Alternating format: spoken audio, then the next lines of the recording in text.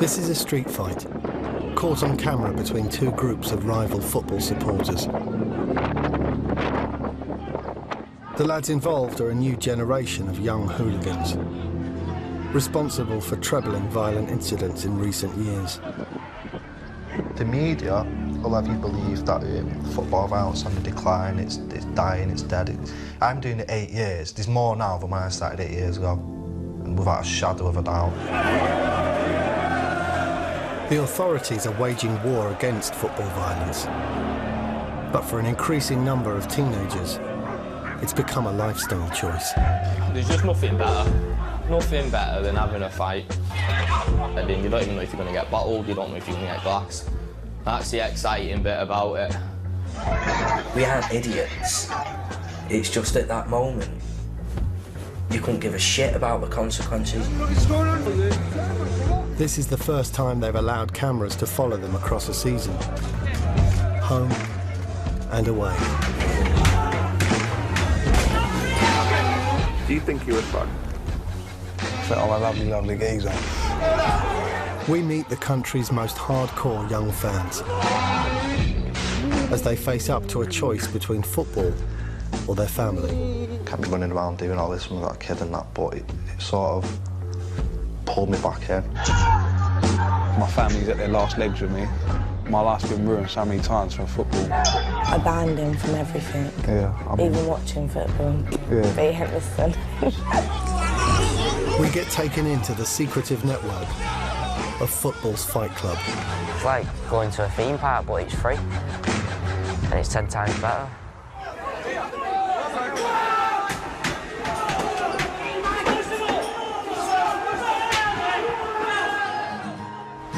I'm so sorry I was never happy.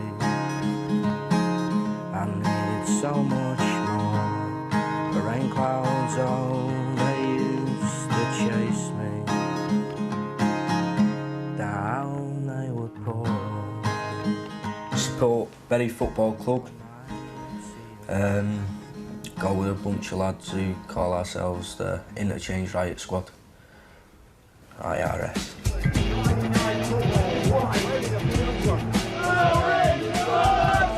10 miles north of Manchester is the market town of Bury.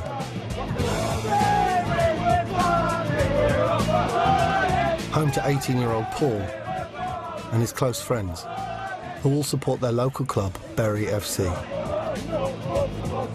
At football, there is no better way of releasing the stress that you've built up during the week. Which is a bit ironic for kids, because, you know, most stress they've had is a bit of homework that they can't do, but, you know, it's still tension that needs to get released.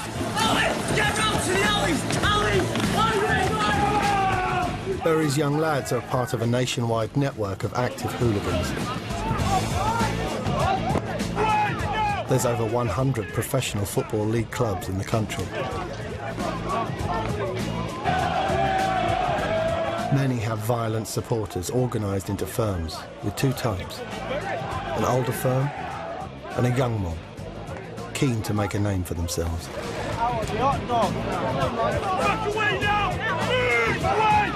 What's it been like this season for Bury? What, football, on or off the pitch?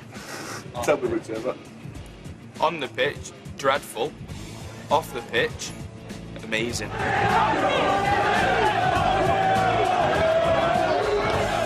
Do you call yourself a hooligan? No. We call ourselves football lads. We're not violent until we see the other lads. In public, we're nice as a pie.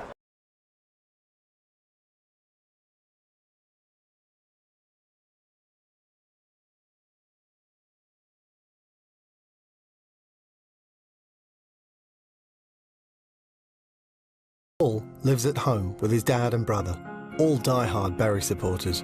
When was the first time you went to a Bury game? 1978, 21st of January. 1-5-0 against Exeter. Paul's been going to the football since he was 13, after his dad first took him. I didn't take an interest till I was like 12. I just used to take him when he'd been naughty. It's a punishment. Does it worry you that it doesn't take much to lock people up these days? It does worry me. It worries me every time he goes out the house, to be honest. But yeah, it does worry me. They're not interested in having fanatical support like they used to do. To them, it's just another form of entertainment, like maybe going to a comedy club or going to see a gig or something. It could never be like that for me and most people I know at the football, really. It's just something. It's as natural as breathing. There's only sort of two groups of like loyal fans of a football club. There's us and then there's the ones that complain about us. When he's not at the football, 18-year-old student Paul studies engineering at college. People are going to wonder whether you're sort of wasting your potential. Not at all. You're not wasting your potential by going to football and kicking off, because what you're doing is you're surrounding yourself by really loyal people. The constant label of football lad is annoying because it doesn't determine who they are in any way. People might be surprised that, you know, there's doctors, teachers, whatever you name it. You know, there's a football lad. They are just normal people who go to match, have a drink, and sometimes get involved in a fight.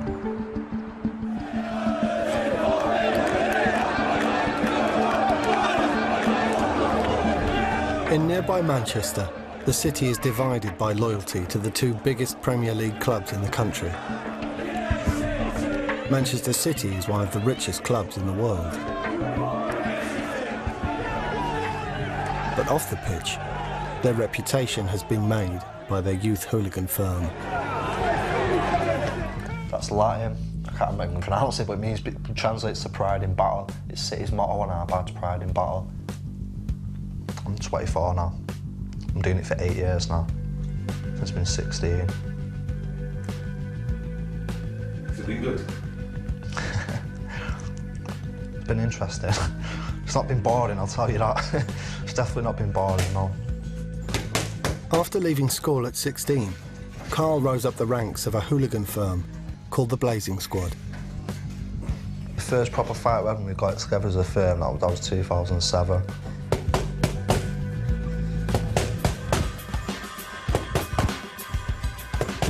At 18, Carl had the chance to be a professional boxer, but chose to run the Blazing Squad instead.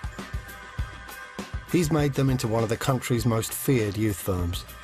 We set out there to get a reputation as, for them kids from Man City, decent lads. I don't think we've done it. I think we've definitely done it. People come to Manchester with us, they know what they're going to get.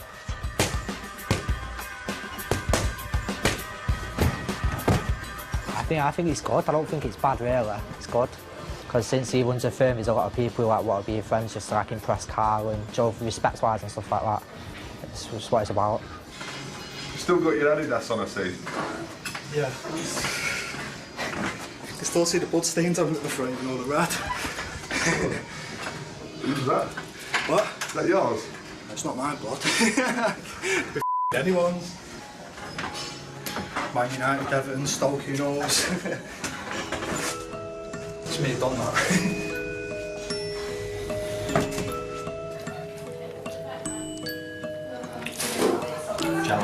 His 7th pizza of the day. Carl's unemployed and lives alone.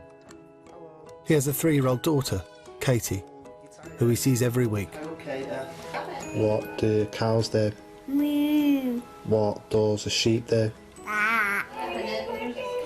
Mum and Dad, they've always known what I've done. I never tried to hide from my dad. Like I won't say they're proud of it, but they know it's what I do. It is what it is. I don't think they're impressed with taking me to hospital to get stick back together and that, but it is what it is. They know it's what I do. They'd probably rather I didn't do it, but nothing they can do about it, you know what I mean? The fighting side. Ever since I was a little kid, that's all I've done. It's a natural thing. I always loved having a scrap, yeah. So football just sort of come natural to me. For the past 8 years, Carl's dedicated his life to the firm. But with his notoriety comes police attention. This is from a Man United football intelligence officer. We continued to patrol the housing estate and came across 4 males, 2 of which were sporting cuts and bruises to their head. Calves had blood on his face, and what appeared to be a large gash on his head. His clothes were dirty. One of the males was a United lad who showed me his hand, which had part of his finger severed. The United lad then stated it had been bitten off, but he said he did not know who did this and did not twist to make a complaint about the matter. Carl has received the highest penalty for football offences, a banning order. It prevents him from attending games, travelling abroad, or going into town on match days. To give you the size of the thing, Victoria's Ace at Piccadilly, that's bang on a mile. So obviously you can see the scale of how far we're banned when it's on match day. Breaching his ban will land him in prison for up to 6 months.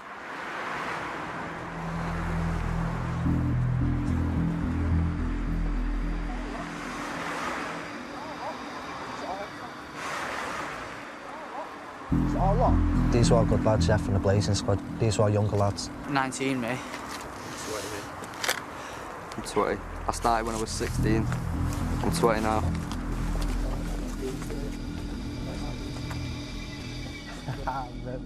These lads are regularly involved in football violence, so will only speak with their identities hidden. United to state as well, this little fuckers. Probably a little Munich kid. These are the country's most prolific football offenders, but they don't see it the same way. We get treated like scumbags anyway, and I don't fucking know why. Really, at the end of the day, we're only meeting people who are exactly the same as us, just off different estates from different parts of the country. We want exactly the same as us to go to the match with our boys, meet us and have a good scrap, you know what I mean? Good fair fight, like. The general public, they'll think hooligans or lads, casuals, whatever, they're going to go out of the game. Anyone who's from a different town, different club or whatever, will just attack them and start hitting everything over. Oh, we don't fucking do that. We don't want to fight random people, we want to fight the firms, and that's what we did. The lads used the estate next to the stadium to attack rival firms as they're escorted to and from the ground. We've had a line of lads from the road all the way down to where you don't run, you just quick walk to the main road. As soon as you get to the main road, bang, steam straight into them. The police don't know what's in, the firm don't. You've got the element of surprise, you've got 2-3 seconds steam into where everyone's like, what the fuck is going on? Then the police have got a dilemma, they've got, right, do we break the escort and push these kids back who've just run into us? Do we stand there and keep these lads in the escort? Do we split half and half and do both and risk losing the whole thing? The police know what to do. You can feel them coming down the road because you've been watching them all the way and you're thinking, right, we need to pick our moment, and then when you're here and you just know it's fucking mint, there's nothing like it. You just want to be out there fighting, but obviously scared about getting nicked, getting bit off the dog. That's all part of the buzz though, it's mint. You won't ever get a buzz like you do when you come to the football. That's the best buzz you'll ever get in your whole life. And it's a drug, I'm addicted to it.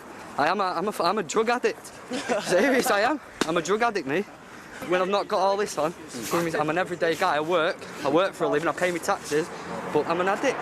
I tried stopping for a while, for a good few months, and I was literally, I was just depressed. Like, I've done it for how long? 4 years, and I won't be going away from this like until the day I'm in my coffin, that's it.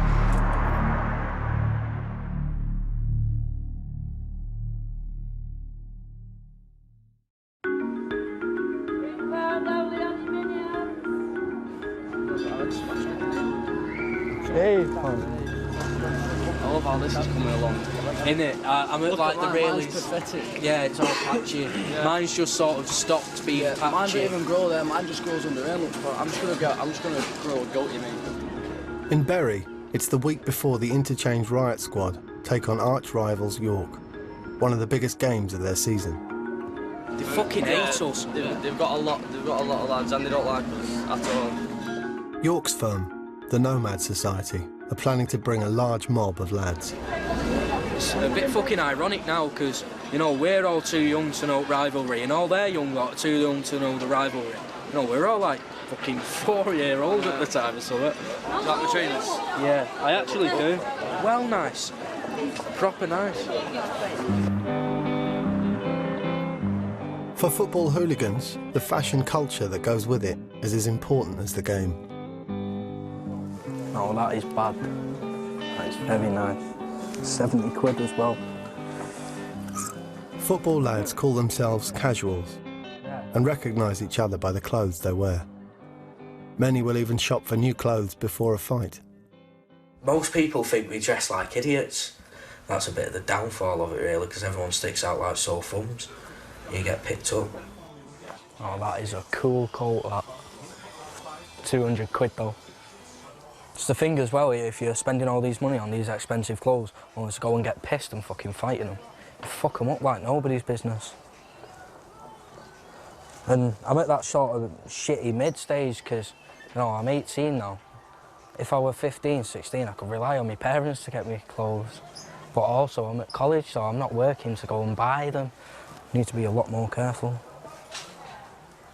Even though I'm not, I'm still fucking them up. That's the shirt I'm getting though. Very nice shirt. Nice checkers to hide me belly.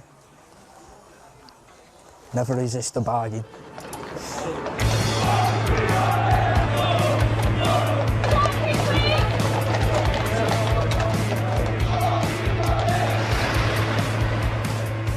I can't sleep the night before a big game, me. I'm awake every hour thinking, yes, is it football time? Yeah, you get up, have a shower, iron your gear, put your gear on, have your brekkie and a cig and that. Off you go. When you walk in to meet the boys, you know, it's like, yes, it's football day. If you were thinking about the consequences, it wouldn't kick off. Because, you know, we aren't idiots. It's just at that moment, you couldn't give a shit about the consequences, you couldn't give a shit about anything else. A flashpoint for violence is before or after the game, when firms have more chance of bumping into each other. That one opportunity we have for it today to go off, we've got to take that opportunity. So if nothing happens, they're going to go home or bury shit, bury that, bury didn't make a move. You know what I mean? We're going to have that one opportunity today and it's going to go.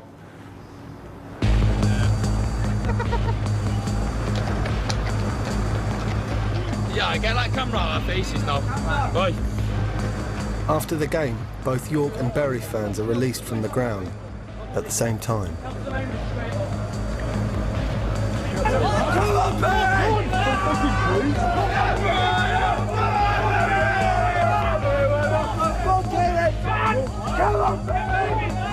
The police quickly step in to separate them,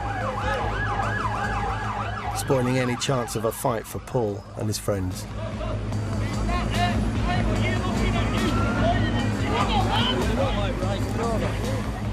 I didn't see fuck all go off today. Could hardly tell who anyone was anyway, it was that dark. There were no chance of anything happening anywhere if there were that many police. It was a bit of a letdown today after what all the olders bigged it up to be. Like it was going to be this massive Bury York and it was going to be going off everywhere. We were all ready for it and it was fuck all really. Shit. I've seen small teams from London come up with more than and make more of a presence than they did today. They were pretty appalling today, them lot. Too many police. You can't do nothing when the police are about, can you?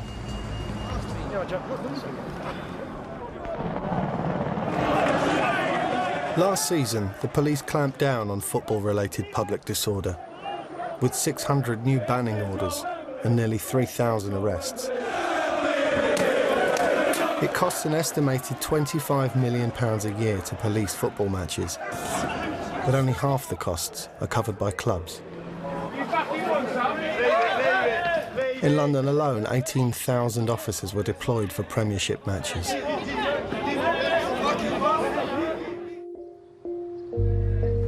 Despite the police clampdown, Man City's firm, the Blazing Squad, remains active. In recent years, Carl's arch-rival has been Championship side Bolton Wanderers. It's a rivalry that has led to an unlikely friendship.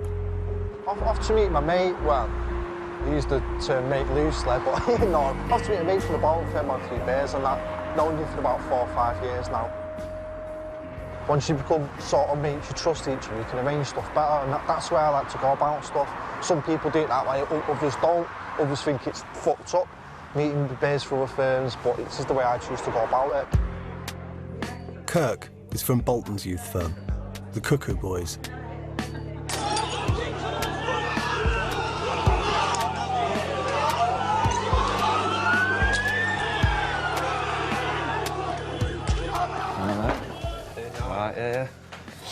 What's that hat you've got on? What? What's that hat? It's the London look, it's my flat cap. That's shocking, that, mate. When you farmers catch up in 2 or 3 years, you'll be all wearing it. No one wears them. What? No one wears them from Manchester. I know, that's why I've got it on. Look different. You're mad. You're mad. To this day, Carl and Kirk still argue over who won their last fight, which took place in a nearby pub. You didn't come in. You didn't come in, so we didn't go out. You should have come out. No, but you wouldn't let us get out. we didn't step back and say, yeah, come out. You know what I mean? And you only finished because police come. No one can really say they won that. It's a draw, innit? It's a part of peace, which it gives us 3-1. I like the way you make it into a little football match. Well, we're 3-1 up, aren't we? How many times have you got to Manchester, Kirk? Never. Do I need to say anything else? No, never did. Never. I see it back of your feet. That's what I see. Running like that, hit distance. And you know we did. That's why there's so much rivalry, because you can't get over that a shitty little club like Bolton, with no lads, done the mighty city on numerous occasions. It's annoying. It's pretty annoying because we've run around, we've done West Ham, Everton, Stoke, United, Birmingham, Napoli, fucking all this list, and then we've been done by Bolton. So does that put us above you then? No, it just shows that anyone can do anyone on the day, doesn't it? You come to Manchester and run us. I'd love to see that. Where? Anywhere you want. Don't wear that hat. I'm fucking wearing it now. Just have your bald head out and we'll sort it. Me and you will cross paths that day. Oh, we will sort, yeah, definitely. Carl and Kirk are part of a much bigger network of football casuals, spanning the entire country. To avoid police scrutiny, they've taken the fight online. You seen these pictures? That's 3 of us look going into a group of Brighton, two Spurs landing punches at the same time into the Brighton lads. That was a good day, that. In this photo, I'm about 19 years old.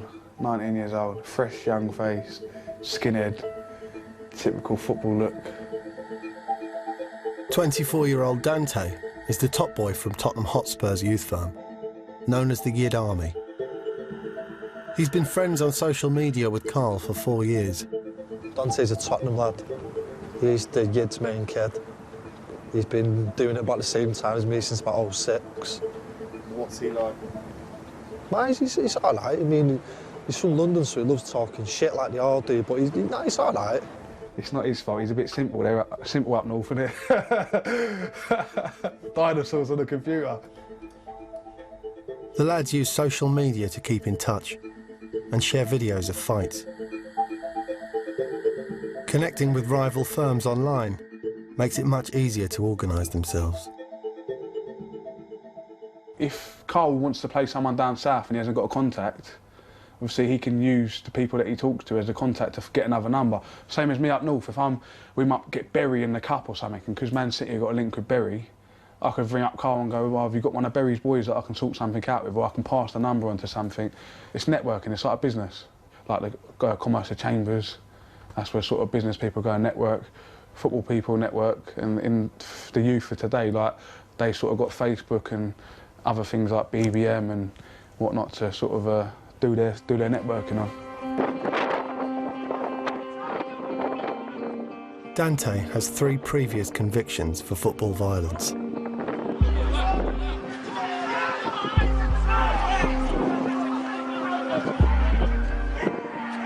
Together we got a combined sentence of 20 years. So they put our mug sort of up, and it was big news down there, it was on the BBC News, so yeah. He was released from prison just 4 weeks ago and is now determined to keep out of trouble. He's proposed to his girlfriend, Harley. We met like 3 times before we actually got together, but I didn't really talk to Dante because I knew he was trouble. June 2015, we're going to get married, if he behaves.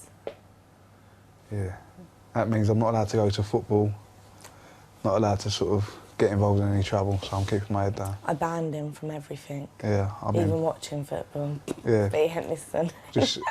You're not allowed out by yourself because you can't be trusted, can you? Yeah. Always getting into trouble. Football violence ain't paying the bills. No, it don't, does it? No. To me, I think it's stupid. I think, how can you be addicted to going and having a fight with a bunch of people that support a different football team? I will never understand it fully. So it's time for me to be... Grow up? Grow up. Oh, yeah, grow up, but that... Make Grow sort of... up. But being a football body, it'll never leave you, you know what I mean? It'll never leave you. And if we ever have a row or something and there's a big game and I might just bolt to London, I'm joking, it's a joke. I'm winding you up, but that's the risk. That is the risk, because you are a football bod and it's in your blood. Yeah, but things are more important than football, aren't they? Yeah. Yes. The police have successfully prosecuted some of the country's most prolific football offenders. But hooliganism continues to thrive. Premier League firms are turning to the lower leagues as feeder clubs to recruit talented new fighters. The lower leagues is great. You sort of hand-pick the best ones and sort of like start a youth training scheme. They make their way up to the big guns, you know. Man City's Blazing Squad is affiliated to Bury's Interchange Riot Squad from League Two.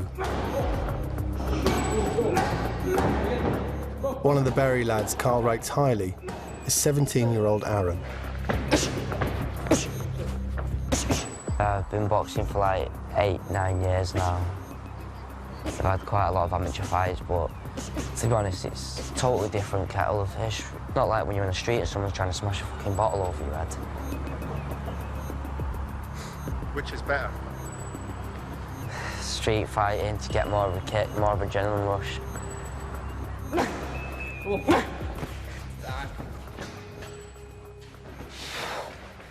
Fucked already. Glad it's him doing it, not me. Do you see yourself as having a mentoring role to Aaron's generation? I do.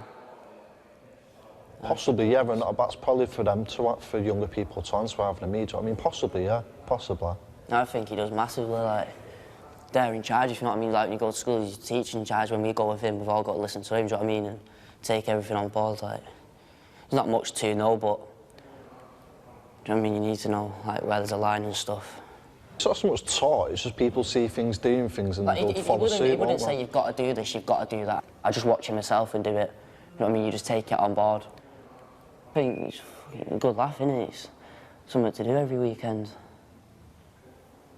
Some of the best days you have out with the football lads. Recently, Aaron has let his training slip and spent more time at the football than boxing. He's got a natural talent for the sport, definitely. He's got a choice whether he wants to pursue a career in boxing, and he's got to, like, basically cut his football antics out. He doesn't do it now, but he's not going to do it. He's at the age now, now's the time for him to switch on. And what do you think he's going to do?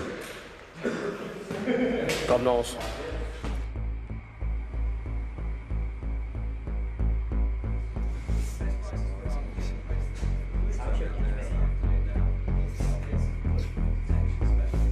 Today, Man City are playing away from home. I got disqualified. What, before the fight or after the fight? In the fight. In the fight?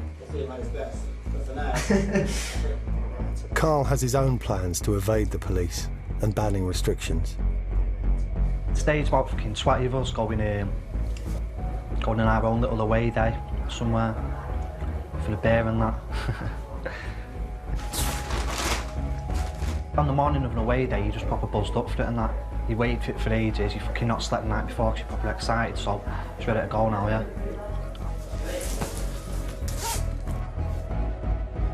It's 17-year-old Aaron's first away day with the Blazing Squad. and a chance to prove himself. No matter how old you are, if you get stuck in, you get stuck in. Do your parents know what you get up to? Not really.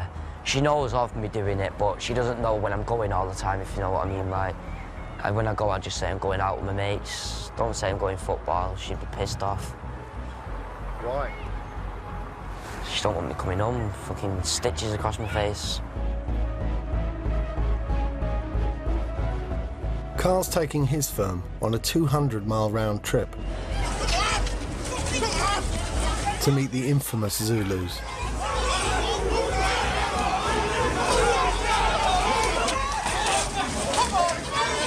This would be a major scalp for the Blazing Squad.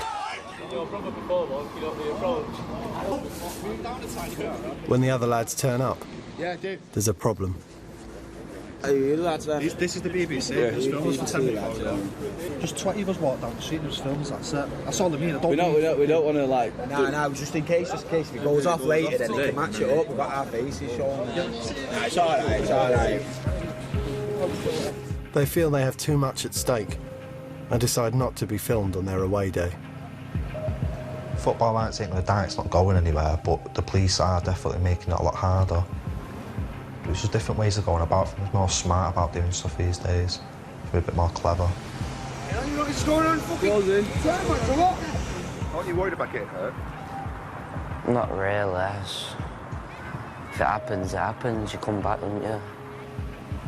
So you've got your mates backing up on you. It's never like 10 people just jumping on you. It never gets that out of hand. It's like fucking going to a theme park, but it's free.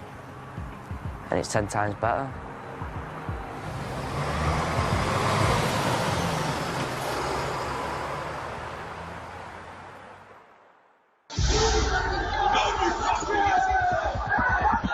Fights in the Premier League, for me, from my point of view, I'd say are a lot more serious, a lot more organised and a lot more violent. There's just nothing better. Nothing better than having a fight. You don't know if you're getting your head kicked in, you don't know if you're going to kick someone's head in, you don't even know if you're going to get bottled, you don't know if you're going to get glassed. That's the exciting bit about it. The guy whacked a bottle across my face and then I felt my nose bobbing up and down, hitting against my hand. You could see right into my nose, see everything, it had cut right through. Detached retina, broken nose, teeth knocked out, shattered cheekbones, fractured eye sockets, blah, blah, blah, blah, blah. I don't see it as that bad because, you know, I knew what I was there for.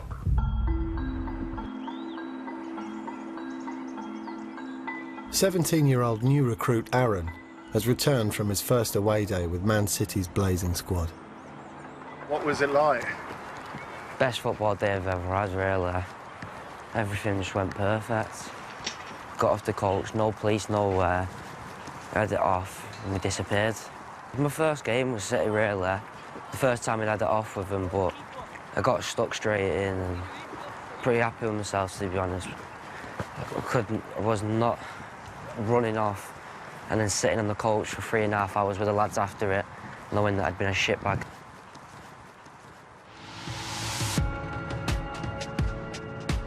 It's the week before Spurs take on one of their local rivals, Chelsea.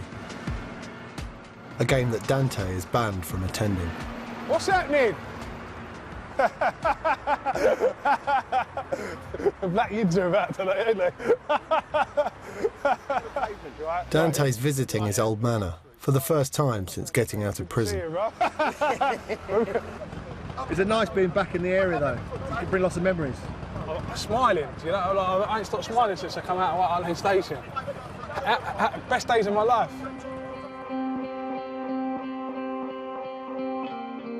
Eight, 9 years old, I was used to go to the games with my uncle. We would sit in the pubs with the older lot and see like all their clothes and think I wanted to dress like them and hear all the stories and stuff, and sort of I really like the whole scene. When my old man died, it made me more violent. So yeah, in a sense, yeah, because I didn't properly deal with it. I didn't speak to anyone about it, so sort of just fucking go mental at football.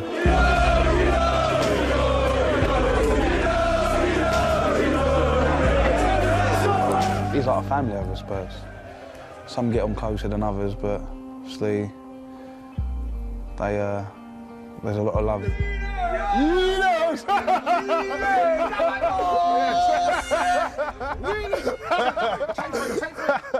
I've been Tottenham fans for all my life. Tottenham yin for life. Yes. Straight. That's what we No love. way around that. And it will never change. Yes. We say Yids. Yids for life. Real Yids. Legend from South Side, South Side. Too strong. Del was the top boy in the 1980s and acted as a mentor to Dante. Those days were nice, man. Those days were good. It's just a different era now. It's a different era. It's sad. It's sad, but it's never going to end. Football violence is going to be here all the time. Obviously, when I was coming up, I was sort of you look up to boys like Del, and they give you the opportunity to come through. But Dominic's always been the main boy. I watched him coming up as a kid. He used to spin people over left, right and centre. I had my eye on him. And the reason why I'm saying this, I don't want him to spin me over right now, yeah? Sweet.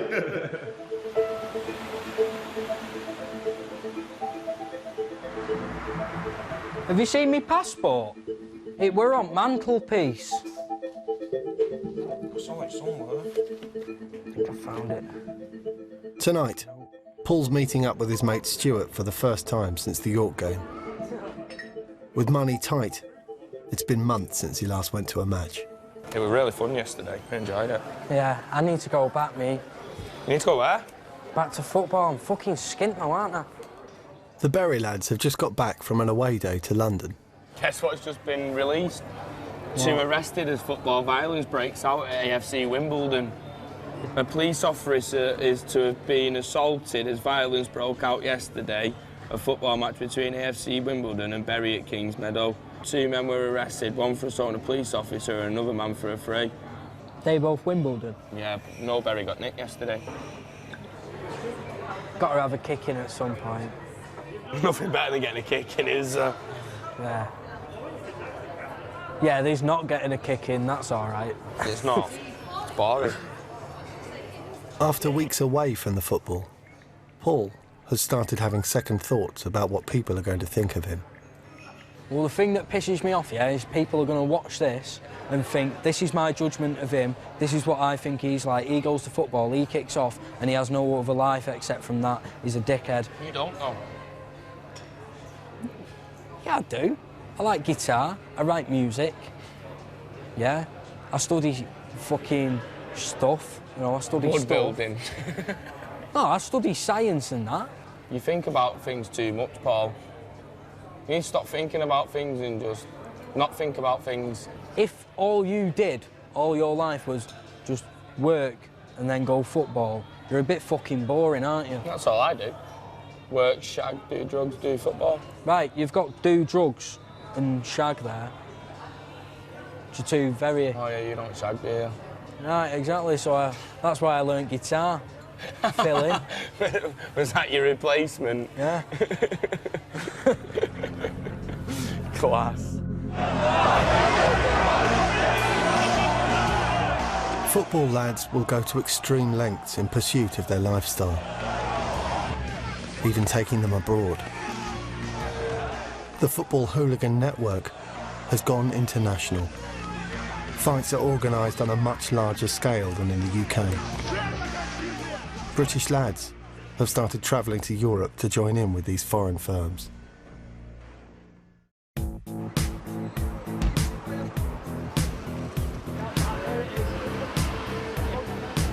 Carl is in Ireland to visit his friend.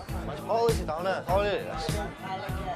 Paul, from Dublin's biggest club, Shamrock Rovers. They first met in Manchester when Paul came to a game. Since then, Carl travels to Ireland when Paul's firm take on their fiercest rivals, the Bohemians. The Dublin derby dates back a century and often leads to violence.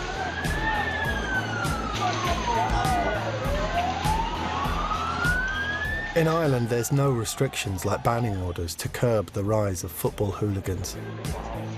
basically like England in the 80s. We're not behind in style, but we're behind in, as in, police presence and stuff like that. If you get arrested before the game, you're in the cells for probably about an hour or two. Probably about 2 hours, and they're let out before midnight. I don't think there's been anyone in the Republic of Ireland being locked up for football violence. Never. Yeah, anyway. With an hour before kick-off, the lads are holed up in a pub close to Bohemians ground. They don't have to wait long before the welcoming committee finds them.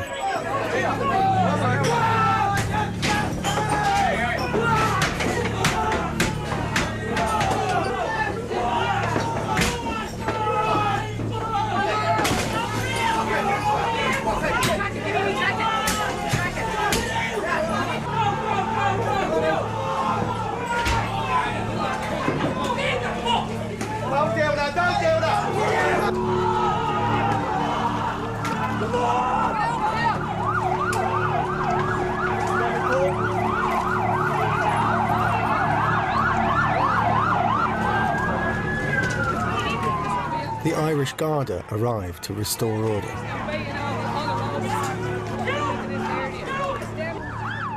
They send Carl and the lads scattering. Ambush! Ambush! What's the name? What's the name? What's the ambush? Shamrock Rovers go hunting for revenge. But in the confusion, it's difficult to recognise who's who.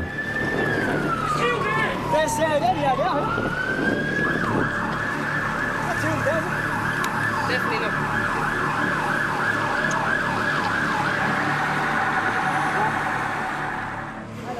You're right. Yeah. Nice little thing there, seeing that. Is that a truncheon? Yeah. Nice little thing there. You want to see the best? Look at that. Little bastards. We've all piled out the pub and gone, fucking come on then. Fucking ran over to him, you all started backing away and that. And the guard, that's when the guard pulled up. Their guard was there, fucking police, innit? About 3 or 4 vans pulled up. No interest in nicking no one. Straight out of the trunks and just smash, smash, smash.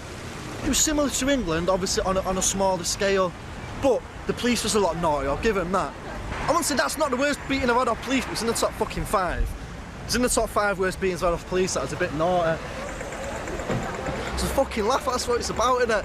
It's all fun and games, innit, do you know what I mean? Got a bit of a sore head and finger, but fucking moan about it, do you know what I mean? It's all a laugh, innit? It's all a laugh.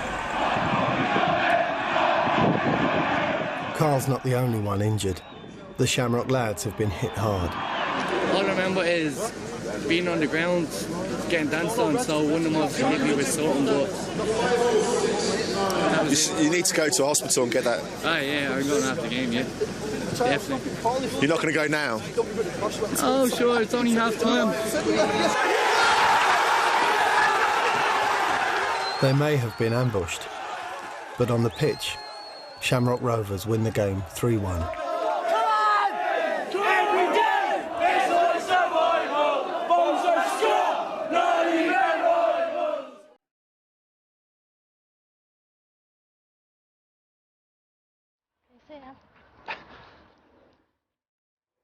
Are we hiding? Back in England, Carl's meeting up with his 3-year-old daughter, Katie, and ex-girlfriend, Harriet. They got together when they were 19, and Katie's birth put his football lifestyle into perspective. When she first fell pregnant and went to time she was being born, that I thought, right, it's a bit old to be doing this now. I've got a kid that I need to knock it on. I need to grow up, basically. I lasted for about 2 or 3 months, and I just ended up back doing it. So that I tried, albeit a half-hearted effort to stop, but I did try, but no. I think violence doesn't solve everything, but it's his own. It's up to him, innit, what Carl does. I can't stop him. You're going to retire? I always said I'll do it till she was born, and I carried on. So I'll do it till I was banned, carried on. I said I'll do it till I get 10 years and I'll call it a day. I'm on 8 years now. I'll come up with another excuse when it gets to 10 years, I don't know. I've no idea. Can't keep doing it forever, obviously, but I don't know. Since I've left school and that, it's all I've done. I don't know anything else, it's all I've done, sort of thing.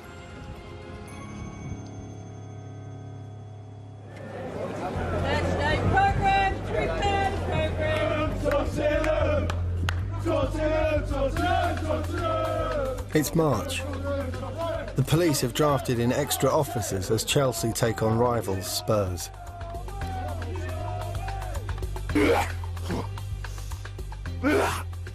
But Spurs top lad Dante is fighting the urge to go.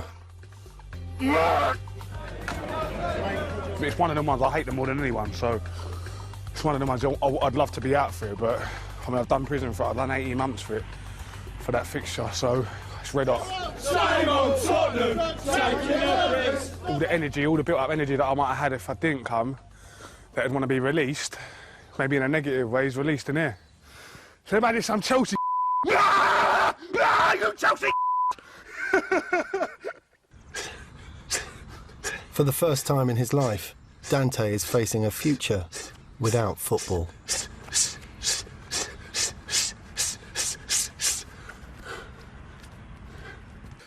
I mean, 3 prison sentences later, the buzz ain't there no more.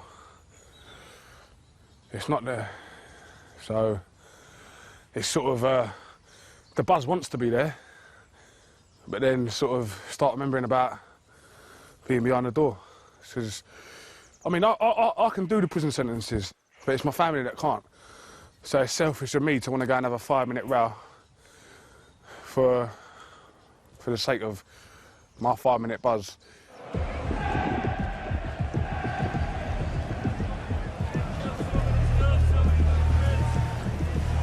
In Manchester, West Ham have made the 150-mile trip up from London. And so has their firm. You alright, mate? Yeah, you alright? Whereabouts are you now?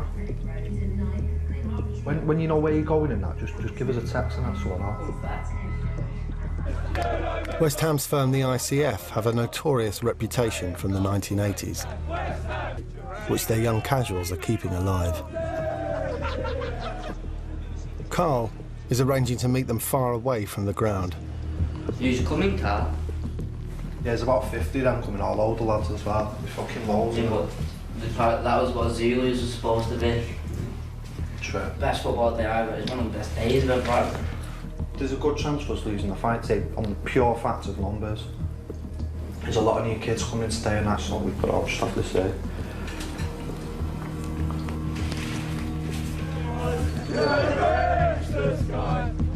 Although outnumbered, Carl has never turned down a fight before, and he isn't going to start now. Hello? Is that West Ham? In time, but we'll come to wherever you are. But there's only 3 or 4 of us what can get down to, and the rest have gone the game and that. Right, is there definitely only 3 of you, not like 10 or anything? If there's 6 or whatever, tell us so I can get another lad out or whatever. 4, right, buzzing mate, right, what I'll do, in about half an hour, we'll come down to where you use half of you, 4 of us, and we'll have a 4-on-4 then. Sorted, time, mate, right? With numbers dwindling, the fight is still going ahead, with just 4 on each side. But arranging a meeting place away from the police is proving difficult. Made in Stockport now, mate, give us a text when you can. See you in a bit.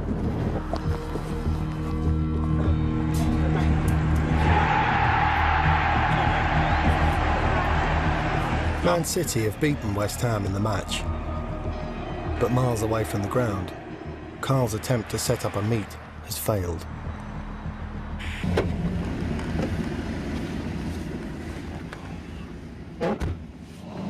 But the bad thing as well is that we don't really like know what's gone on. Like his phone's off, whether he's just turned it off because he knows he don't want it, or whether his battery's died, the police have got him, whatever. I don't know, but it's the fact we don't know what's happened. We don't know why it's not on. We don't know why we can't get hold of him. That's the annoying thing. Do you know what I mean?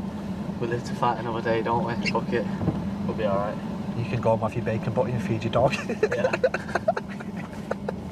Later. See you in a bit.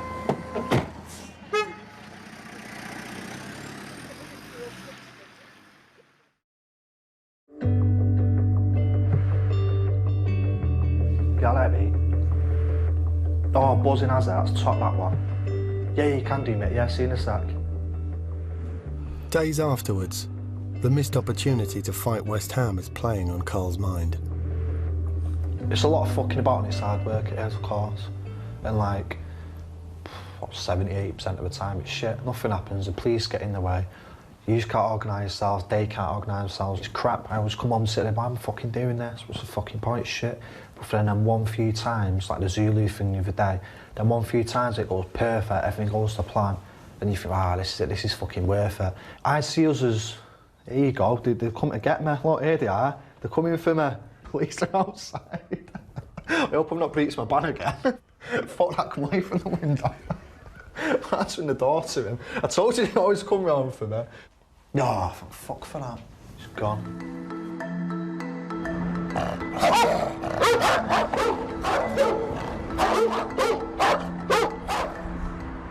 Do you think you could run the firm one day? Yeah, I'm smart enough and game enough, but to be honest, I wouldn't really want to. It's too much hassle. You've got to arrange everything, you've got to make sure everyone's doing everything. I get pissed off too easy, because it's not easy work when you've got a big group of lads and they're all chanting and getting pissed and making noise.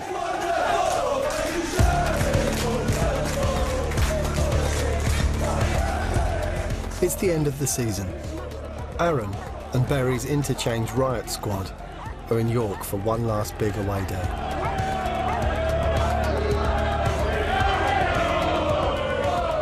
But one member of the firm, Paul, is nowhere to be seen. He's decided to take a break from the firm, despite the temptation to go. My main thing at the minute is like really missing football. Like when you wake up, you look on Facebook and you see everyone fucking putting statuses that they're going match and that, and you're there like, oh, why the fuck haven't I gone? While there's still fights in chains, why can't we just get up and go? And after a bit, you just don't want to fucking hear it. You're like, don't talk to me about it, because it pisses me off that, you know, they went match and I didn't. But, I don't know. This is still good.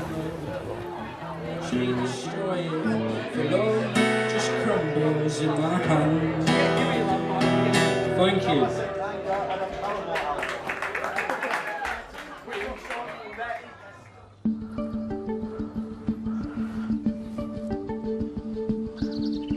Country now, boy. With Man City's season drawing to a close, Carl's gone to see his friend Dante. Dante has successfully stayed away from the football now for over 2 months. See you doing with that plank of wood? Red over there. See, he just chucked it. Here he goes now. That. Right. Voice sounds familiar. He was shouting there. And then they're run off completely now. Don't get me wrong, every week I want to go out and be at it, but it's to that point now where I've been locked up so many times. With me, it's like with my daughter. She's not with me.